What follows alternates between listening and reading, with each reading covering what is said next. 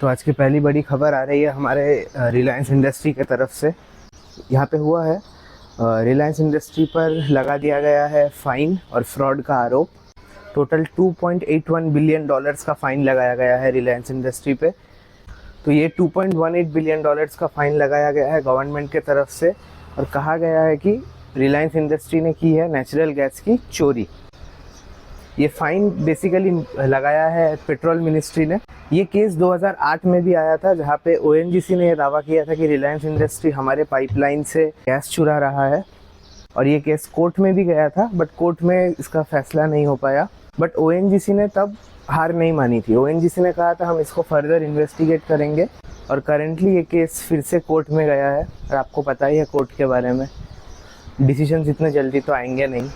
जो भी है, हमको ये ध्यान में रखना है कि रिलायंस इंडस्ट्री 15 से 18 लाख करोड़ की कंपनी है।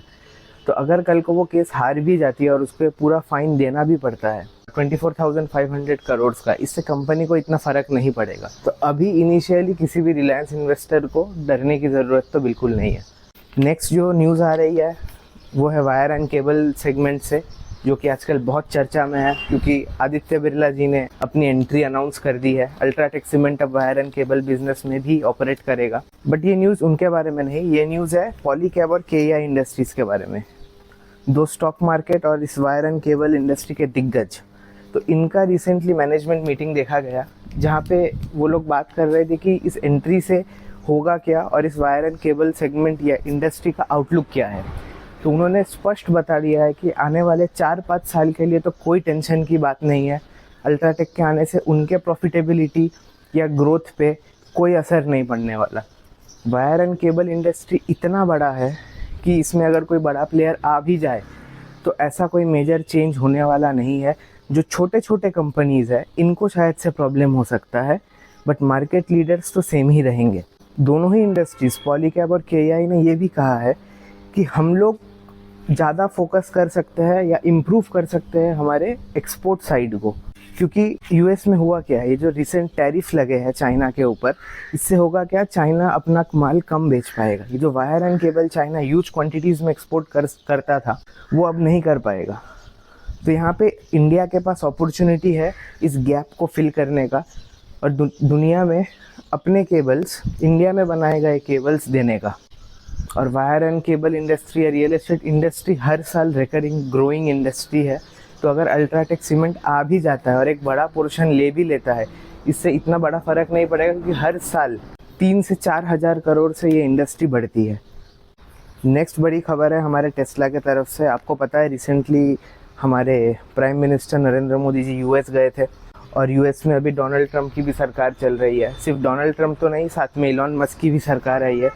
तो ये फैसला हुआ है कि टेस्ला इंडिया में आ रहा है फाइनली, और ये इतिहास में पहली कंपनी होने वाली है जो गाड़ी इंपोर्ट करके इंडिया में बेचेगी पर कोई टैक्स नहीं पे करेगी, ज़ीरो टैक्स। समझ रहे हैं कितनी बड़ी बात है। अगर कोई 1 करोड़ की गाड़ी इंपोर्ट होकर इंडिया में आती है तो उसको 100% टैक्स देना पड़ता है। मतलब 1 करोड़ की गाड़ी को 1 करोड़ का ही टैक्स देना पड़ता है। उसके जगह में टेस्ला अब 0% टैक्स देने वाला है। टेस्ला ने अपना पहला शोरूम भी ओपन कर लिया है जो है मुंबई में, BKC, जिसका रेंट है 35 लाख रुपीज़ पर मंथ। और अब वो सेकंड शोरूम के तलाश में है दिल्ली में। वो इंदिरा गांधी इंटरनेशनल एयरपोर्ट के आसपास देख रहा है, एरो सिटी जिसको हम बोलते हैं। वहाँ पे अपना सेकंड शोरूम भी खुलने वाला है जिसका रेंट होने वाला है 25 लाख रुपए। और टेस्ला के कार्स अराउंड 30 से लेके 55 लाख के बीच में उसके जितने भी मॉडल्स आने हैं वो इंडिया में आने वाले हैं। लिंक्डइन और दूसरे जॉब पोर्टल्स पर भी टेस्ला की हायरिंग शुरू हो चुकी है। तो अगर आप में से कोई इंटरेस्टेड है ज़रूर अप्लाई करें। नेक्स्ट जो बड़ी न्यूज़ या फ्रॉड या स्कैम की खबर आई है वो है अगेंस्ट आनंद जैन, जो कि ओनर थे जय कॉर्प के, और ये न्यूज़ में अक्सर चर्चा में रहता ही है। तो इस बार CBI ने जांच शुरू की है। आनंद जैन के ऊपर आरोप है कि उन्होंने 2006 से 2008 में 2400 करोड़ का स्कैम किया है।